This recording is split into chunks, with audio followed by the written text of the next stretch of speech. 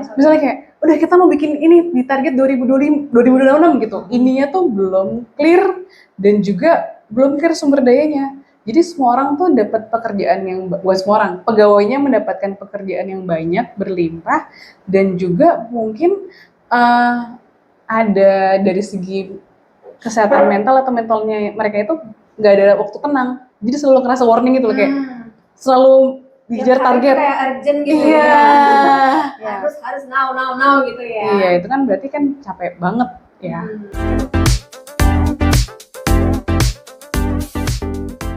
Halo semuanya. Halo. Apa kabar? Semoga baik-baik saja ya. Semoga sehat semua. Kita berjumpa lagi di Kala Dialog, ruang ngobrol santai seputar psikologi dan kehidupan sehari-hari. Bersama saya Ririt dan Saya Mita. Oke, nggak terasa ya teman-teman, ternyata tahun 2025 sudah kita lalui dan sekarang sudah masuk ke tahun 2026. Benar nggak sih Mit? Terasa nggak? Terasa banget. Oh terasa ternyata ya. Rasanya terasa banget teman-teman. Oke, gimana nih? Lebih banyak happy-nya, lebih banyak bebannya, lebih banyak susahnya, atau seperti apa? Kalau kamu gimana Mit?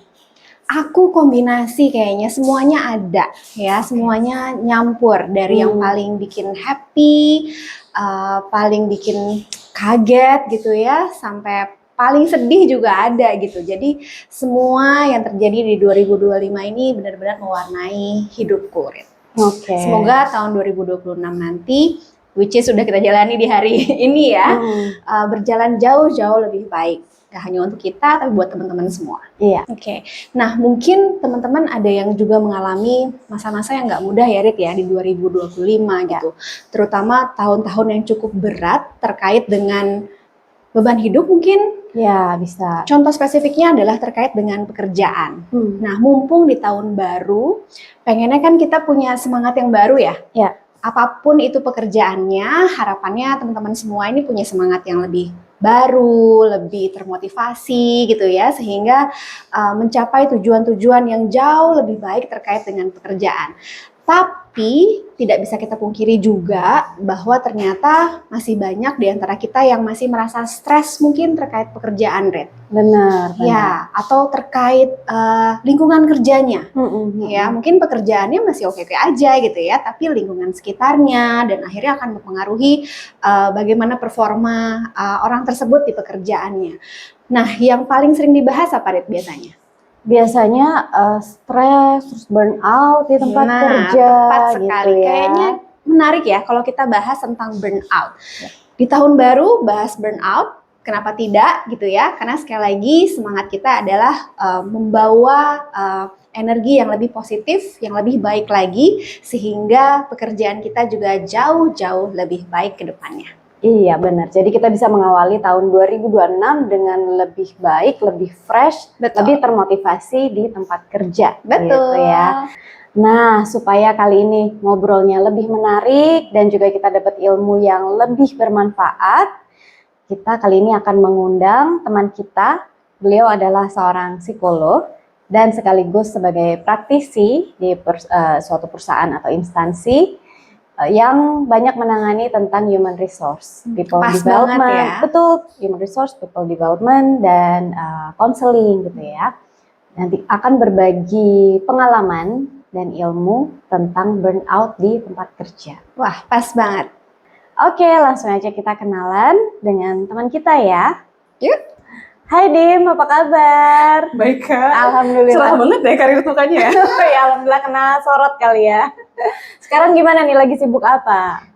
Sibuk kerja, sibuk ngurus rumah tangga, udah itu aja sih. Oh gitu ya, kerjanya di salah satu instansi. Di salah satu instansi. Oke, di bagian?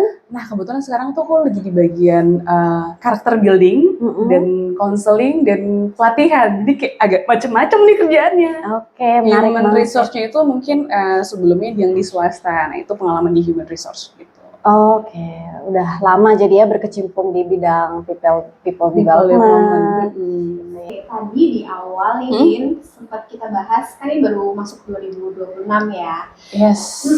Baru Baru banget. banget. Nah, kita lagi bahas gimana caranya biar lebih semangat nanti kerjanya. Tapi kita juga melihat bahwa masih banyak nih teman-teman kita yang masih suka stres urusan kerjaan. Dan topik yang mau kita angkat di episode kali ini adalah burnout. Oke, burnout. Relate ya sama kita ya. Kita juga sering ngerasa burnout di tempat kerja Betul, ya. sering banget kita pakai kan. Burnout nih, aduh capek banget nih gitu. Nah, jadi sebetulnya burnout itu apa sih? Oke, kalau burnout itu sebenarnya istilahnya adalah kelelahan di tempat kerja. Jadi memang agak spesifik nih di tempat kerja. Nah, bedanya apa sama stres? Kalau stres tuh mungkin jangka waktunya tidak terlalu lama. Nah, burnout ini agak lama, stres berkepanjangan. Gitu. Udah lama ngerasain stresnya gitu Yes. ya, kayak hilang. Bener, dan kelelahannya tuh ekstrim, terus juga fisik, emosional itu juga terasa terkuras gitu di tempat kerja. Nah, itu tuh macam-macam sebenarnya penyebabnya. Ada yang pernah ngerasain? Pernah. Pasti. Jadi kita bukan kayak baru bangun pagi gitu tiba-tiba burnout nih, enggak ya. Enggak Jadi ya. udah Pastinya sebetulnya udah dirasakan gitu dan terus-menerus terjadi dan itulah burnout. Pernah ngalamin? Pernah ya, Rit? Pernah dong. Jadi itu stres berkepanjangan gitu ya, kronis gitu ya sifatnya. Lama-lama menumpuk, jadilah burnout. Oke. Pernah sih, capek terutama gitu ya, di kantornya capek, di rumah kayaknya masih kebawa capeknya gitu. Terus benar. kalau mau berangkat lagi tuh kayak berat gitu. Iya. Itu bukan sih contohnya ya, kurang Iya. lebih ya. Aku juga pernah ngerasain kayak gitu sih. Iya, kayaknya berat gitu. Nggak udah kerjaannya gitu. Akhirnya kayak motivasi menurun. Benar. Jadi burnout ini ada gejalanya ya atau tanda-tandanya gitu ya, ciri-cirinya gitu ya. Kalau fisik tadi kelelahan gitu ya, lelah fisik, mungkin juga sulit tidur. Ada yang kayak gitu kan, susah tidur, insomnia biasanya. Insomnia. Atau mungkin ada juga yang tidurnya malah berlebihan. Iya. Menghindari benar. Menghindari kerjaan nih. Tidur aja deh. Iya. Oke, jadi sebenarnya burnout itu gejalanya ada fisik dan mental ya. Kalau fisik tadi bisa susah tidur atau berlebihan tidurnya gitu ya karena menghindari hal yang harus dilakukan mungkin. Terus apa lagi tadi? Kayak merasa Capek gitu, capek banget. Mual gitu ya, Bener-bener. Psikosomatis. Iya. Terus yang paling kelihatan adalah ada penurunan kinerja. Kan keterkaitan dengan pekerjaan kan. Jadi pekerjaannya jadi nggak bagus, kreativitasnya menurun. Karena dia sibuk dengan emosi-emosi negatif yang ada di dalam pikirannya dia, dalam yang dia rasakan gitu. Jadi kayak terjebak dalam kondisi psikisnya gitu ya, psikologisnya gitu sehingga mau mikirin rekreasi apa lagi ya, gitu kita bikin apa lagi ya, gitu kayak stuck Blok gitu ya. Bener-bener. Terus juga ada yang kerasa nggak mampu, padahal dia mampu. Jadi misalnya dia pinter banget, lulusan luar negeri misalnya atau universitas terbaik gitu, tiba-tiba dia ngerasa aku nggak bisa, dan di challenge juga aku nggak bisa gitu. Jadi penurunan self efficacy dalam pekerjaan. Nah itu biasanya tuh sebenarnya orang itu bisa sadar sendiri nggak sih kalau dia dalam kondisi burnout atau orang lain yang melihat itu? Kayaknya tergantung kondisi Kak ya. Jadi karena setiap orang tuh beda-beda passionnya di tempat kerja dan juga bagaimana dia seberapa hustle-nya di tempat kerja. Ada yang memang karena dia sangat suka bekerja, kerja sampai malam, terus juga kurang tidur, dia nggak apa-apa nih gitu. Tapi Biasa orang aja lain, gitu. tapi orang lihatnya secara fisik mungkin lesu, lunglai, terus ketika dikasih kerjaan kok hasilnya banyak yang salah, banyak yang typo. Kalau orang ngantuk ketika ngerjain suatu hal kan kayak banyak typo-typonya kan. Atau mungkin kok dari segi kreativitas di challenge tertentu dia nggak berhasil, padahal sebelumnya dia idenya cemerlang. Nah mungkin ada orang yang nggak sadar, mungkin ada yang sadar. Ketika ada orang yang nggak sadar, mungkin lingkungannya bisa kasih tahu, kok kayaknya kinerja kamu menurun nih. Jadi penting juga untuk orang lain gitu ya, membantu untuk mengetahui gitu. Kemudian istilahnya sounding dikit nih kayaknya ada sesuatu yang aneh gitu ya. Gitu. Jadi memang lebih mudah kalau orang itu sendiri sadar ya. Dia bisa mengidentifikasi ada apa ya sama aku ya. Aku kayak ngerasa stres dan udah lama jadinya pengaruh ke fisik, bahkan mungkin psikosomatis. Psikosomatis tuh adalah gejala fisik yang muncul karena tapi kondisi psikologis gitu. Jadi misalnya mual atau sampai muntah atau sakit perut, deg-degan, padahal secara medis sebenarnya nggak ada masalah apa-apa gitu. Nah benar, kalau misalnya kita sendiri tuh perlu aware juga sama kondisi kita ya Kak ya. Jadi kalau misalnya kita udah mulai ngerasa ada yang aneh dengan diri kita, tadi tidur berlebihan, makan berlebihan, terus kita ngerasa kok kualitas kerja kita kurang oke, mungkin kita bisa self check kali ya.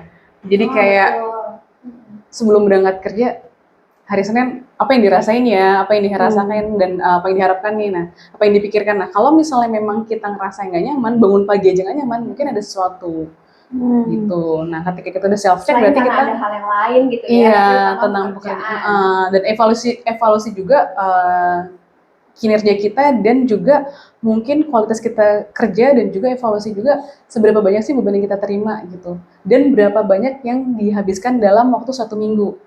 Kan sebenarnya peraturannya 40 jam ya. Nah sesekali lebih iya nggak apa-apa, tapi kalau udah sering banget lebih dari 40 jam sampai 50 jam sampai begadang-begadang, nah berarti kan dari segi kuantitas waktu tuh ada yang salah. Nah self checknya sebenarnya seperti itu sih Kak. Kayak udah masuk ke ini ya Rit ya, ke penyebab-penyebab burnout betul. Selain tadi misalnya apalagi yang biasanya menyebabkan kita mungkin mengalami burnout gitu kalau tadi kayaknya overload ya, juga overload dan bukan karena karyawan ini belum bisa memanage waktu dia gitu. Karena ada yang bekerja sampai begadang tapi ternyata setelah dicek memang dia yang nggak bisa memanage waktu untuk bekerja dengan baik gitu. Tapi ada juga ternyata memang overload sehingga harus begadang-begadang. Betul, nature kerjaannya juga. Nah, kalau misalnya penyebabnya, kita lihat ada 2 nih, dari organisasi dan juga dari individunya.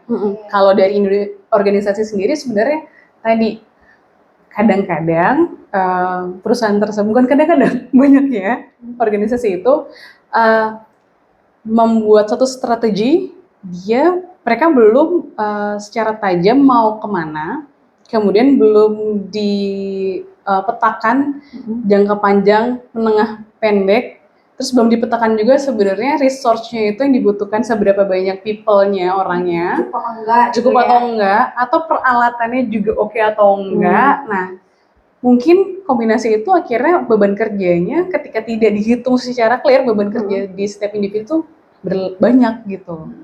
Nah, terus jalanin aja gitu ya. Iya, misalnya kayak, udah kita mau bikin ini di target 2026 gitu. Ininya tuh belum clear dan juga belum clear sumber dayanya. Jadi semua orang tuh dapat pekerjaan yang, bukan semua orang, pegawainya mendapatkan pekerjaan yang banyak, berlimpah, dan juga mungkin ada dari segi kesehatan mental atau mentalnya mereka itu nggak ada waktu tenang. Jadi selalu ngerasa warning gitu loh, kayak selalu dikejar target kayak urgent gitu harus now gitu ya. Iya, itu kan berarti kan capek banget ya. Nah kalau dari segi organisasi lainnya juga mungkin ada kesalahan dalam rekrutmen, ngerekrut orang yang kurang sesuai. Misalnya lagi dibutuhin orang accounting, tapi ketika mungkin rekrutmennya hanya wawancara nih, nggak ada tes psikologi, jadi dia belum ngecek sebenarnya kemampuan kedetailannya seperti apa. Tapi ternyata walaupun di lulusan akuntansi, tapi ternyata profilnya marketing. Jadi ketika ngerjain angka salah-salah mulu. Nah itu kan berarti dari sisi rekrutmennya. Nah bisa juga dari segi misalnya ketika mau dinaikkan jabatan, ketika dia individu oke banget nih, ketika menjadi atasan belum tentu. Karena kan menjadi atasan tuh bisa kayak harus punya kemampuan menghandle orang banyak, terus juga pembagian kerja, memotivasi dan segala macamnya gitu sih. Oke, tadi ini udah jelasin dari sisi organisasi ya. Jadi salah satunya adalah mengenai strategi perusahaan itu sendiri harus jelas, ya harus jelas. Jadi jangan punya target A, B, C banyak ya, tapi nggak diukur kira-kira resource-nya gimana, kemampuan pegawai, staffnya bagaimana gitu. Akhirnya yang kena ya pegawainya juga gitu. Terus apa lagi tadi Din? Terus juga kalau merekrut orang juga harus sesuai profilnya gitu ya, profilnya apa, job desk-nya kayak apa gitu ya. Jadi jangan wah yang penting ada orang Iya, nih bener, kayaknya bener. bisa nih dia ngelakuin dua hal ini sekaligus gitu ya, jangan gitu. Terus juga perlu penghitungan analisis beban kerja yang tepat sih. Oke, Gitu. Jadi jangan langsung, workload-nya harus jelas.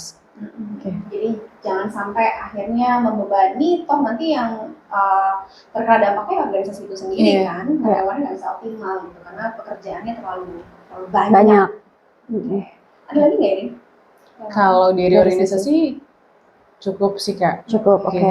Sekarang kita ke Individu ya, Maksudnya dari sisi dua, individu. penyebabnya sisinya dari organisasi sama individu. Nah kalau Yes. individu apa gitu? Kalau individu tuh biasanya belum mampunya memanage pekerjaan. Jadi Sebenarnya kayak PR semua orang ya. iya, Hmm. datang terus dia nggak tahu mau ngapain. Hmm. Lihat dulu deh apa namanya Instagram atau Scrolling dulu, scrolling dulu. Iya. Iya, terus lupa. Katanya udah siang. Iya, udah Udah pulang. capek. Udah mau pulang. Ya, jadi kita kadang-kadang sulit untuk memanage pekerjaan. Ya. Nah, sebenarnya memanage pekerjaan tuh lebih enak sudah ada to-do list-nya atau block time-nya dibuat mungkin sehari sebelumnya atau pagi-pagi mungkin. Hari ini harus ngapain aja to-do list ya. Targetnya hari ini apa aja yang selesai. Tapi kadang tuh kayak gini, bener gak sih? Kadang tuh kayak gitu nggak terasa di satu hari itu gitu. Kita mikir kayak, oh ya udah satu hari aman gitu ya. Iya. Besok ngelakuin hal yang sama gitu. Rasanya mungkin setelah beberapa hari, nggak tahu kerjaannya Numpuk. Ya, betul. belum ada yang dikerjain, belum beres. Baru Deadline besok. Udah besok. Iya. Nah, jadi kayak gitu ya biasanya ya. Iya. gambarannya. Manage pekerjaan dan mapping pekerjaan dengan tepat, terus juga mengatur dengan tepat juga waktunya. Namanya blocking time. Kalau to-do list sekarang dikatakan tidak terlalu efektif karena cuma to-do list aja. Lebih baik blocking time. Jadi satu pekerjaan itu mungkin bisa dikerjakan dalam beberapa hari, tapi jelas kapannya. Gitu. Jadi jelas misalnya, kerjaan A, oke, aku kerjakan di pagi hari, hari Senin Selasa. Mungkin siangnya kita ada rapat yang lainnya, udah aku kerjain lainnya deh di siang hari gitu. Jadi bisa blocking time. Kerjaan kita tuh kadang-kadang banyak kan, gak cuma satu item aja.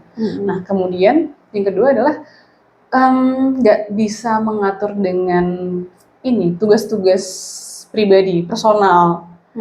Kebutuhan misalnya kayak di rumah dia ada tugas apa segala macam, kan kita banyak juga, apalagi kalau misalnya udah berumah tangga kan banyak ya, betul. itu nggak bisa ngatur dengan kehidupan personalnya. Berikutnya adalah nggak bisa merilis emosi atau stres dengan tepat. Dengan segala kondisi yang dialami gitu ya, Iya. nggak ada channelnya gitu ya. Ya, Gimana stres. mengelola Betul. stresnya tadi. Ya, stres manajemennya kurang efektif jadi ya. Ada lagi nggak tuh? Apalagi ya? Dari segi individu. Kalau dari segi individu mungkin ini hubungan dengan rekan kerja atau atasan. Lingkungan Lingkungannya. Iya. relasinya. Jadi burnout-nya itu jadi kayak sebenarnya burnout itu karena pekerjaan bisa juga dan karena relasi di sekitarnya. Mungkin ya kalau misalnya secara kita nggak bisa memilih teman kerja dan atasan ya mungkin ada yang enak atau nggak enak, atau mungkin dari segi dirinya sendiri nggak bisa bergaul dengan tepat gitu. Mungkin dia nggak bisa bergaul dengan tepat, nah itu jadi nggak nyaman. Oke. Kalau terkait kan sekarang banyak nih kayak wah kayaknya kerjaannya asik tuh ya. Ya katakanlah profesi A gitu ya, wah kayaknya enak tuh kerjaannya tuh, udah apply gitu, tapi nggak tahu sebetulnya tuh kerjaannya tuh kayak gimana gitu, nggak paham nature kerjaannya, job desk-nya Jadi apa ketika gitu ya. job desk-nya apa, jadi ketika udah terjun di dalamnya baru menyadari Kok kayak gini gitu ya. ternyata banyak sekali gitu Nggak ya, sesuai yang ekspektasi tadinya. gitu. Jadi selain organisasinya tadi mungkin salah menempatkan orang, tapi Benar. kita sendiri nggak paham gitu ya. Nggak paham Ya. sama pekerjaan yang kita lamar, Iya, betul. atau kita apply untuk naik jabatannya gitu. Jadi kita nggak siap. Iya, benar. Sama satu lagi, mungkin tidak bisa mengukur jarak antara dari rumah ke kantor. Itu lumayan sih, lumayan banget pengaruhnya karena di jalan tuh banyak banget hal yang terjadi ya, 1,5 jam misalnya naik kereta, empet-empetan nyampe kantor udah capek. Nah itu biasanya berpengaruh juga. Itu di luar pekerjaan itu sendiri ya. Iya, betul, di luar pekerjaan, tapi time-nya itu benar, tapi berpengaruh ya ternyata, terutama di kota besar ya, di Jakarta gitu kan. kondisinya udah macet, kita datang udah gobios, udah keringetan, udah capek dulu, udah ngamut. Ada gitu kan. scrolling tadi kan? Iya. Jam 3 Istirahat dulu. istirahat scrolling, tahu-tahu udah sore, pulang. Kerjaan nggak beres. Iya lagi. Akhirnya burn out. Iya lagi ya. Bisa kayak gitu, banyak yang kayak gitu.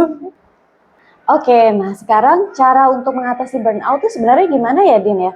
Tadi kan ada dari sisi individu dan organisasi gitu. Nah, buat kita nih mengatasi burnout itu seperti apa? Mungkin dari individu dulu gimana sih? Dari individu dulu ya. Hmm. Kakak ada yang pernah ngerasain nggak burnout? Pernah. Relate ya, relate. Baru kemarin. Kayaknya Kalau kapan? takut salah jawab ya. Tapi yang pasti pernah sih, Din. Pernah. Kalau kakak biasanya ngapain nih kalau dia burnout? Tidur. Oke. Tidur. Terus Kalau aku katarsis, katarsisnya ngapain? nari, dengerin musik, Dari dengerin musik, melakukan hobi lah, melakukan hobi. melukis. Melukis. Oke. Lebih aktif ya. Jadi saya yang tidur aja gitu. Kalau aku lebih aktif lagi, hiking. Aduh. Oh, luar biasa. Cinta alam. Gitu. Nah, berarti sebenarnya tadi udah kejawab sih Kak. Gimana caranya supaya kita nggak burnout adalah salah satu adalah dengan menyalurkan hobi yang bisa mereduce stres Oke. atau mungkin kita bisa healing ya, apa namanya? Mengeluarkan energi-energi negatif dengan berbagai macam tadi cara-caranya sih Kak. Stress healing lah yang kita yang kita sukai. suka. Iya, Benar. benar. Nah, tapi- Macam-macam ya. Benar. Tapi kadang-kadang ada orang yang ketika ditanya hobi kamu apa, mungkin kamu bisa menyalurkan ke hobi ketika burnout. Bingung juga. Nggak ada, nggak ada. Bingung juga hobinya Kegiatannya apa? Nggak ada. Yang hal-hal yang benar-benar jadi minatnya dia tuh ada beberapa orang yang nggak ada. Emang gitu. nggak ada ya? Iya, emang nggak ada. Iya, oke. Tidur. Tidur. Saya itu. Iya benar. Atau mungkin ada juga cara-cara stress healing yang common kita ajarin nih Kak. Misalnya kayak pengaturan nafas, Relaksasi, relaksasi, ya. terus juga ada yang apa ya, butterfly hug. Jadi Hmm. itu mau gampang tapi nggak semua orang bisa ya. Iya, Iya. kadang nggak terbiasa ya. Nggak terbiasa, tapi kadang-kadang. bisa ngeliat di YouTube mungkin Iya. kan banyak cara-cara teknik relaksasi sederhana, pengaturan nafas itu lumayan membantu sebenarnya. Nah, kemudian kita bisa juga cara social support dari teman kantor. Tapi kalau teman kantor yang toksik agak susah ya. Atau mungkin teman di kuliah gitu, ngobrol-ngobrol. Kalau sulit ketemu langsung ya bisa pakai chat. Temennya tuh dear diary gitu ya. Itu boleh. Journaling boleh. mungkin ya, journaling. Jadi kayak nulis nih, kesel banget hari ini gitu, nggak apa-apa. Apa yang dipikirin, apa yang dirasain, apa Yes, yang diharapkan, benar ketakutan atau kecemasan apa Iya, gitu ya, iya. dirasakan. Lebih aman katanya kan. Kalau journalingnya, bener. Takutnya kan nanti trust issue ya. Kalau cerita ke orang gitu Betul. ya, ya betul. Nah, kemudian tuh yang terpenting juga jangan lupa kita seimbang dalam hidup ya. Jadi kita harus tahu kapan waktu kita olahraga, terhubung dengan social support, terus juga kapan kita bekerja. Artinya kita menentukan batasan. Jadi kayak batasan di luar jam kerja, kita masih bisa nggak sih dihubungin sama orang lain? Wah. Sama atasan gitu. misalnya ya, sama orang di atasan, kantor gitu ya, terkait pekerjaan. Nah, kalaupun masih bisa, kira-kira sampai jam berapa? Sebenarnya kadang-kadang kita juga nggak bisa secara strict. Oke, jam 5 pulang, habis itu bye-bye. Mungkin sekarang nggak bisa se-strict itu. Kan Iya. ada namanya integrated life ya. Jadi udah bukan balance work lagi, tapi integrasi. Nah, tapi juga jangan sampai karena ada nama integrasi, melampaui Semua tercampur aduk gitu yes, ya. personal life-nya dan itu tercampur aduk nggak. Jadi tetap kasih batasan, misalnya, oke, kalau sampai jam 7 malam aku masih bisa jawab deh, gitu. Setelah Sisanya, itu ya untuk diriku sendiri. iya, gitu. Kalaupun weekend, kalau bener-bener yang penting banget aku jawab, tapi kalau sebenarnya ini masih bisa. Nih hari Senin kita bahas, nggak usah aku jawab, itu nggak apa-apa banget. Karena tuh ada beberapa, entah temen atau atasan sebenarnya bisa ditanya di hari Senin, tapi karena dia sendiri teman kita ya atau atasan kita, daripada dia kepikiran, aku tanya aja deh gitu kan. Berbagi itu Berbagi ya. berbagi kesan ya. Berbagi beban, berbagi kemasan. Betul, karena sharing is caring ya. Dia Bagi-bagi. lega, temennya kayak kepikiran, oh, Temennya oke. stres. Iya, nah. kita bisa ngasih batasan. Oke, kalau pekerjaan yang sebenarnya pertanyaan ini bisa dijawab besok, ya udah Senin aja. Kan bisa tuh kita pop up WhatsApp kelihatan kan, apa gitu tulisannya. Tanpa Ya udah. perlu dibuka gitu Iya, ya. ini bisa Senin, ya udah Senin aja gitu. Kan mungkin ada teman kita juga yang ngerasa, aduh kalau nggak dibales salah nggak ya nih? Betul. Oh iya. Nggak enak nih. Iya, mungkin. Nah, tapi mungkin balasnya sih bisa disampaikan, oke, aku jawab Senin ya, gitu. Nanti Jawabannya bisa- asertif ya. Jawaban yang Asertif, asertif, betul. gitu. Asertif juga terkait dengan batasan tadi ya, Din ya. Jadi gimana cara kita menolak secara halus Iya, gitu iya, ya. Tapi tegas ya. Tapi Tegas, benar-benar.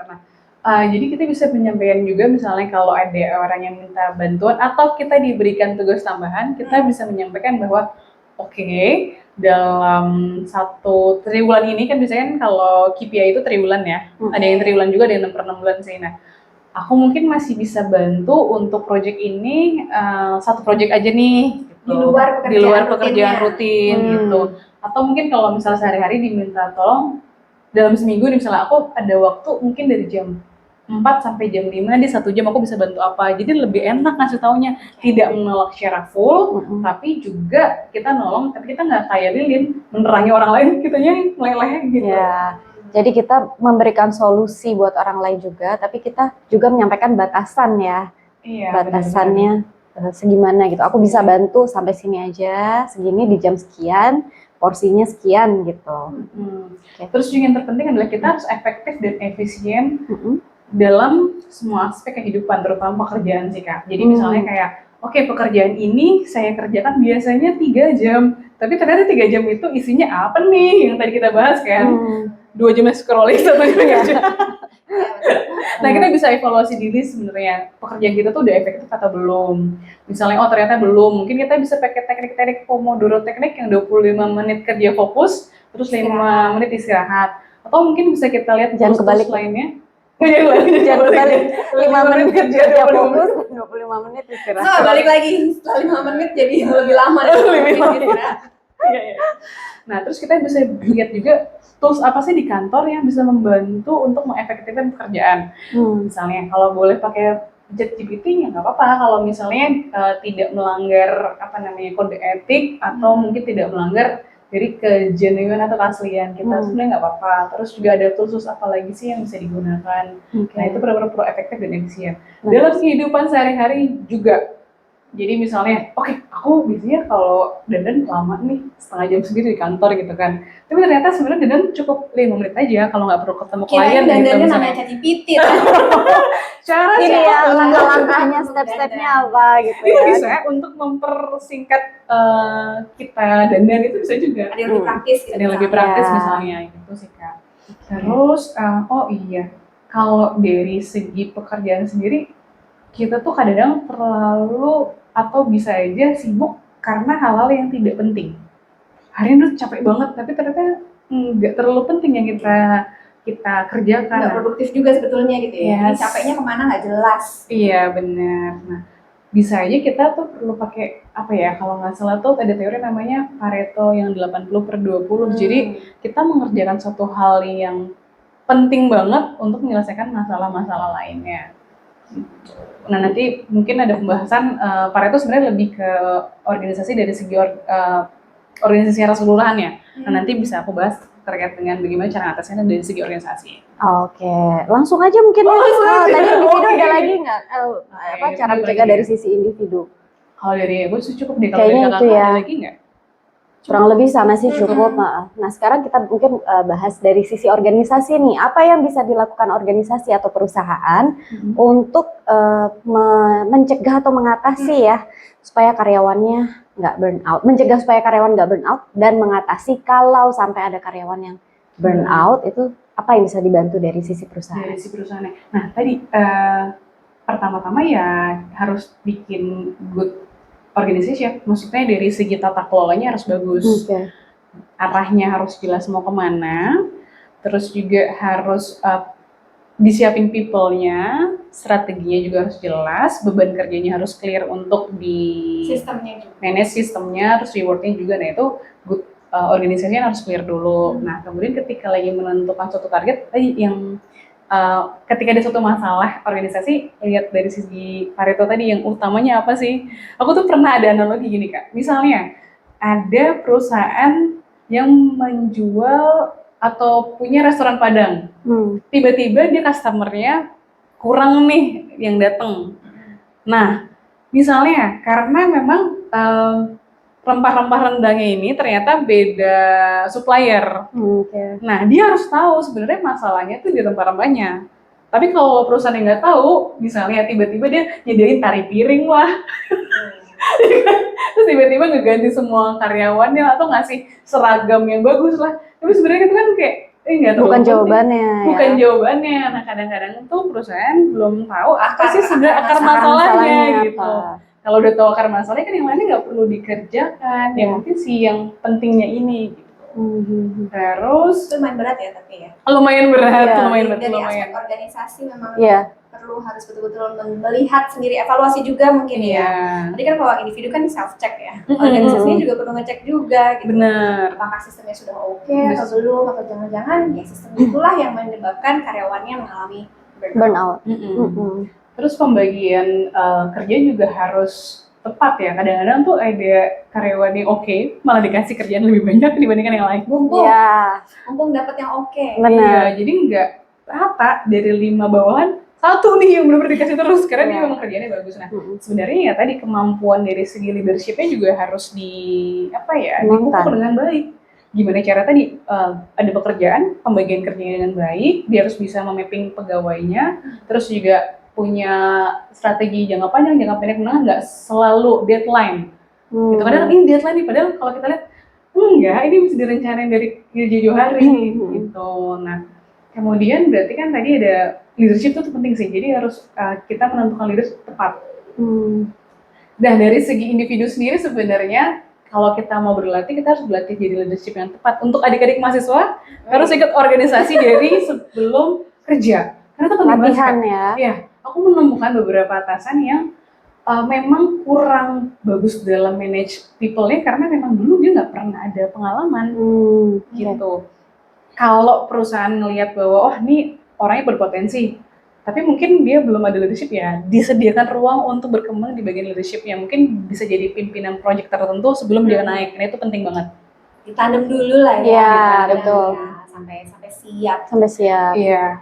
Nah, kemudian nah itu dari segi sistemnya. Kemudian sistem wellness-nya nih, apa sih namanya employee assistance program ya. Nah, bisa aja dengan tadi edukasi kesehatan mental, penyediaan konselor atau psikolog, terus juga ada program olahraga bareng, terus juga outing. Nah, itu benar-benar refresh loh Kak. Jadi benar-benar refresh kayak oh ternyata tempat kerjaku tuh memperhatikanku juga.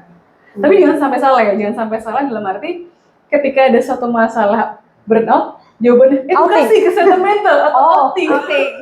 Itu tuh kayak di Instagram tuh pernah ada yang kayak bercandaan kayak gitu, lagi kerjaan berat tiba-tiba, ya edukasi kesehatan mental. Padahal sebenarnya tadi sistem kerjanya nggak sesuai. Ya mau dikasih kerja edukasi kesehatan mental, mau dikasih outing, ya nggak datang. Orang dia masih kerja dengan berat gitu kan, boro-boro, napasnya nggak bisa, misalnya gitu. Iya benar-benar. Jadi kadang-kadang yang sering terjadi juga di perusahaan sudah menyediakan konselor gitu ya, atau psikolog, mendatangkan psikolog, terus tapi karyawan yang konselingnya nggak ada, karena sudah terlalu sibuk, nggak sempat untuk konseling gitu ya. Jadi ya sama aja ya kalau kayak gitu ya, semuanya bohong ya. Itu sih. Intinya harus tahu akar masalahnya. Betul. Betul, jadi jawabannya juga sesuai gitu ya, solusinya juga jadi tepat gitu ya, apalagi untuk kasus burnout ya. Apalagi nih Din, kalau dari segi organisasi tadi, wellness udah, sistemnya udah, apalagi ya, kalau aku udah cukup sih kalau di organisasi sih. Ya leadernya itu sendiri juga ya, harus kenal anak buahnya, betul nggak sih? Iya. Dapat leader yang oke tuh sulit. Iya benar. Sulit. Karena bisa jadi karyawan itu sebagai individu dia oke, pekerjaannya bagus, performance-nya bagus, tapi ketika dia memimpin belum tentu dia bisa jadi pemimpin yang baik gitu ya. Ternyata begitu ya. Jadi itu harus dipelajari dan dipupuk. Jadi dia harus ada keinginan untuk benar-benar belajar jadi leader yang baik. Mhm. Luar biasa ya. Dari satu topik burnout yang kita pikir semua laki-laki kayak individu bisa gitu ya. Iya, pikirnya ya. benar. Salah saya, mungkin saya yang nggak pinter Oh, ngelola stres. stresnya, nggak pinter ngelola waktunya gitu. Ternyata ada kontribusi juga dari Perusahaan ya, perusahaan atau organisasi. gitu. Dan mungkin banyak aspek lain dari organisasi yang ternyata juga ada kontribusinya nih terhadap Benar. burnout. Nggak kepikiran loh sama ini lagi. Ya, jadi kemana-mana gitu ya, ternyata kaitannya kemana-mana gitu Iya, ya. dari mana-mana gitu. Mm-mm. Bahkan dari awal melamar pekerjaan, Betul. udah ada ujungnya gitu kalau kita nggak cermat ya. Iya, betul. Wah, ternyata ilmunya tadi bermanfaat banget ya. Sharing dari Dini tadi ternyata membuka wawasan kita juga ya tentang pentingnya kita concern dengan burnout ya. Oke, mungkin dari Dini ada yang mau disampaikan dulu sebelum kita tutup episode ini ya tentang burnout? Oke, jadi kita harus sadari ya kayak kalau burnout ini suatu hal yang krusial dan penting kita ketahui karena stres bekerja secara berkepanjangan. Nah ini sangat khawatir kalau misalnya berefek ke yang lainnya, ke fisik, terus juga mental health-nya lebih parah.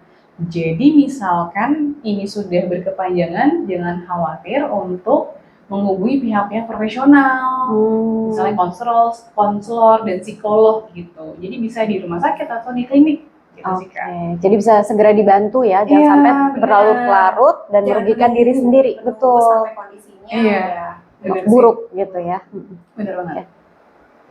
Oke, terima kasih banyak ya Dini Sama-sama. sudah mau Thank you. mampir untuk sharing tentang burnout kali ini. Bermanfaat banget ilmunya, mudah-mudahan juga bermanfaat buat teman-teman. Terima kasih juga sudah menonton kami di episode kali ini. Kita ketemu lagi di Kala Dialog. Bye-bye. Bye.